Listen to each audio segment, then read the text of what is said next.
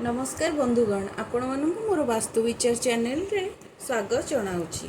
आज आम डिस्कसन करवा पिलामानकर स्टडी रूम विषय रे।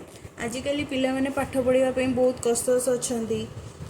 चलतु आम देखा क्यों दिगरे आपण मैंने स्टडी रूम कले आपण भल ठीक अच्छे। आम आपणकर मन करूँ ये गोटे आपणकर जगह ये जगार यहाँ ईस्ट डायरेक्शन यहाँ वेस्ट डायरेक्शन यहाँ आपणकर साउथ डायरेक्शन जहाँकि दक्षिण भाग यहाँ नॉर्थ डायरेक्शन आपणकर जगार माप जे अनुसार अच्छी धर यहाँ सपोज आपणकर 40 फीट जगटा आपणकर 20 फीट आप हाफ हाफ करदे 20 फीट 20 फीट आपण वेस्ट डायरेक्शन स्टडी रूमटा करवा बेस्ट आपण बेस्ट हेबो।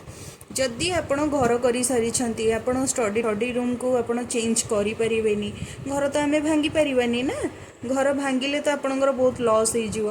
तेणु आमे ताकू ईस्ट डायरेक्शन रे जदि आपणकर जगह थिबो तेणु ईस्ट डायरेक्शन रे कले भी भलो।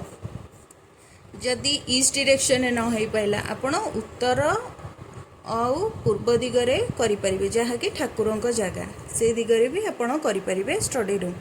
नहले जदि से कौन सी जगह आपण करि परिबेनी ताहले आपण नॉर्थ डायरेक्शन रे करि परिबे। मो मतरे आपणक पई वेस्ट डायरेक्शन हेबो best study room. Second option रे आपणकर रहिबो ईस्ट पूर्व दिग आउ उत्तर पूर्व दिग जहाँकि आपणक पई गुड। और थर्ड ऑप्शन ने आपणकर रहिबो उत्तर जे स्टडी रूम करिवे यही सब दिग को मानिकी आपण स्टडी रूम कले इटा आपणक पई लाभप्रद और फलदायक भी हेबो। नमस्कार।